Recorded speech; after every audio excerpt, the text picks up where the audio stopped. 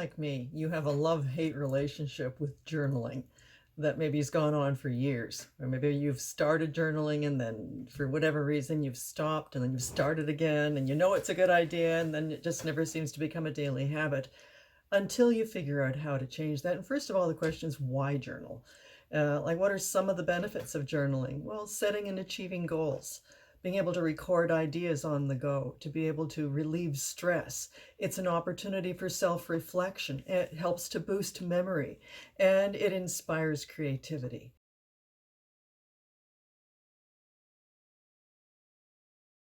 So, what's a simple way to be able to do journaling effectively and have it become a daily, not only a habit, but a daily ritual? Well, my name is Maura. I'm a transformational coach and an artist, and I help women understand and develop the art of well being. So, today I'm just going to talk briefly about two types of journaling. One is a daily journal, which you write in, and the other will be a creativity journal. So, what's the difference between the two? Well, number one is, when do you journal? First thing in the morning or before going to bed at night is probably the best way. For me, I always journal in the morning when the ideas are fresh and I'm starting my day. And I divide the page into three sections.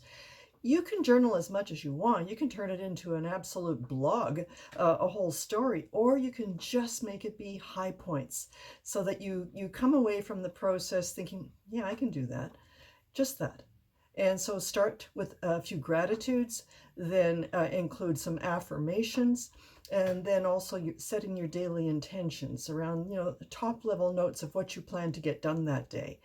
And the gratitudes, maybe just celebrating the mundane. Find the extraordinary in the ordinary. It could be that cup of coffee. It could be that you're grateful for your comfy bed, for living in a country where you're free to be who you want to be, or for the new people that you're meeting, for the new businesses you're embarking on, for the great things that are going. Or it could be the sunshine, or the love of your life. So gratitudes. Find at least 10 things you're grateful for. And then the intentions, the power statements, things like something wonderful is about to happen. Answers and help come when I least expect it. Momentum is building whether I see it or not. Things always work out in the end. I'm creating harmonic resonance and attracting the people, the money, and the circumstances into my life to fulfill my personal legend. Those are some great ones. And then for more power statements, here's a little a great idea. Buy a deck of cards. This happens to be the Louise Hay I Can Do It cards. And each morning, what I do is I reach in and I put back the one from the day before, and I pull out a fresh card near the top, and I put the old ones at the bottom, and I shuffle it periodically. And then in my journal, I include that. I actually write that out and put it in my journal page for the day. So, and one more thing about the daily journal is treat yourself. Get a nice one. Even if what I did is I bought this gorgeous leather binder when I was in France hosting the wellness retreat there last year, and in it I put in these refillable binder pads, and then I have little things that I put in each one and I transfer from one to the next. So things like, live inspired, or one of my little encaustic paintings, or maybe a picture that I love. Things that get the juice flowing. This is a picture of an artist at the easel, which I, of course, relate to. And then it may only be that you jot down a few notes. It doesn't have to be this huge, major undertaking. And last note is, you can see the little card there. Hold that up again. So yeah, that's my card for today. Put it in there. I have one pen that I use when I'm journaling. One beautiful little pen that I love. It just makes it become a sacred time.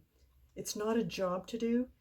It's a privilege and a pleasure. And it's a way that I start my day quietly, hydrating, having a cup of coffee, sitting quietly, really savoring the moment before the day begins so that I'm pouring from a full cup.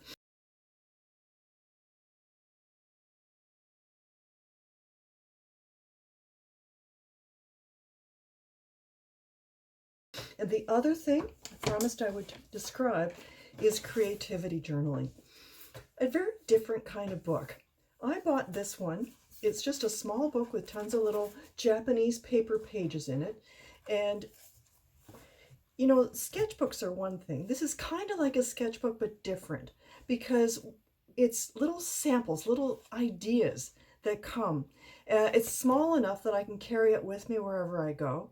If I'm away on a small day trip or a vacation, I can have this with me, and I can have some pencil crayons with me, or maybe some watercolor supplies. Or if I'm experimenting with some paintings for my encaustics that I'm going to be doing in my studio, I can even dabble with that. So it'll be anything from, oops, you can't really see that. I'm going to turn myself around here. It'll be anything from a little painting like that to, or, you know, let me just see here, experimenting with a bit of string that I was working on, a little bit of a watercolor. There we go. And then this one, I want you to see what's happening here. This is wax paint.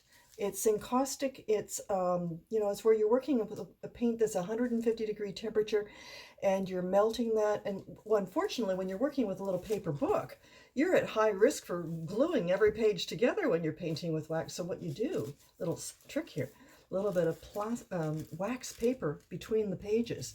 And you can see there's actually a sketch underneath there. And then this other painting on the next page.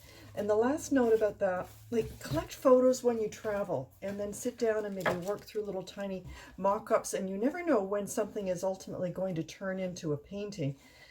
And it's just a way of creating a habit around forcing yourself to access that side of your brain, to pause and reflect without it becoming a great big to-do. It's not a full painting. It's just a little sample. It's a way to get the pipe flowing, to prime the pump. So that's it. I just wanted to talk about creativity, about journaling, about the two types of journaling, and invite you to experiment with journaling every day. Reach out to me if you want some more tips and suggestions and guidance and support. So again, my name is Maura, and look forward to hearing from you. Have an incredible day.